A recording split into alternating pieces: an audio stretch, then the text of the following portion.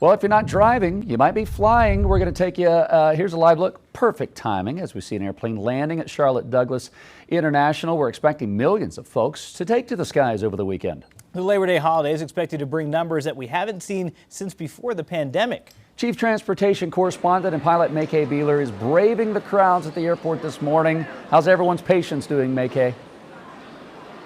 Oh, it's an exciting place to be. You know, you were talking about rush hour traffic. Airports have rush hours too. Here at Charlotte Douglas, it's usually between 7 and 8 o'clock in the morning. It's really busy though right now. And between 2 and 4 in the afternoon. Lots to tell you about here before you come out. You know, as the sun sets on summer, a lot of people are taking that one last vacation.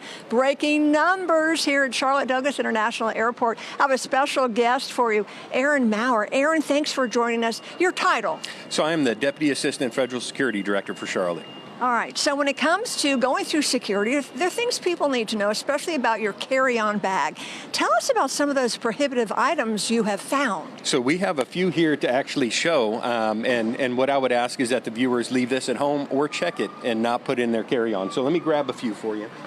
So one of the interesting items that we have is looks like a normal belt. Yeah, it looks like a belt. belt. Actually pull it out, if I can get it out. Oh, be careful, because I have a feeling something's dangerous here. I know. Oh, I don't know that I'm going to be able to get it apart. Okay, let's go to the next one. I don't want him to get cut. There's like a blade in there. The next one is a chainsaw.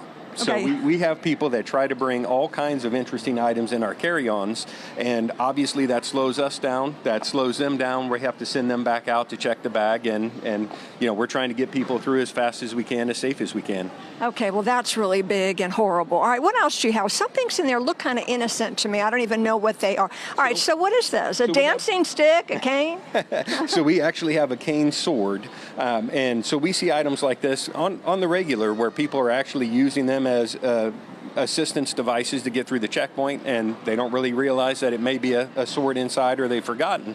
And by the time it gets to us on x-ray, we see it, and then obviously we have to check it and slow them down. So there's a sword in there? There is. Okay. Yep.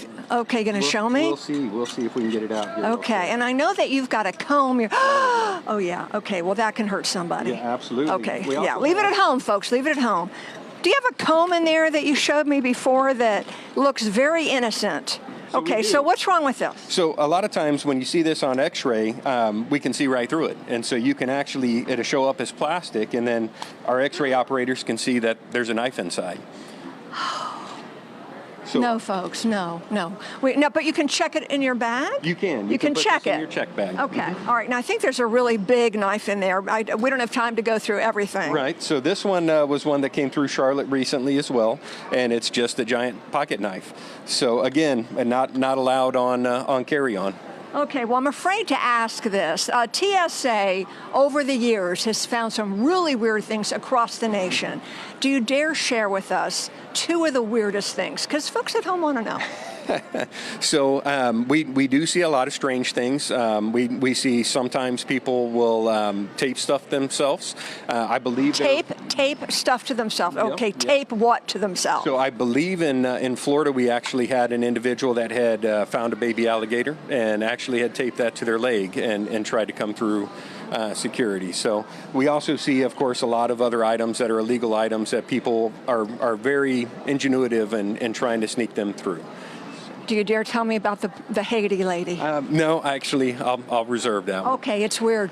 It's weird. You can email me and I'll tell you. Okay, before we go, what the last thing you want people to know? A lot of people are coming out record-breaking numbers. You will be screening 235,000 people here at Charlotte Douglas between yesterday and Wednesday the 4th.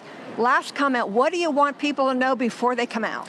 So the biggest thing that I would ask is that everybody know what's in their bag. So start with an empty bag, pack it, and make sure you don't have any of these prohibited items in your carry-on. The other thing is, if you have not looked at TSA.gov, check out TSA.gov.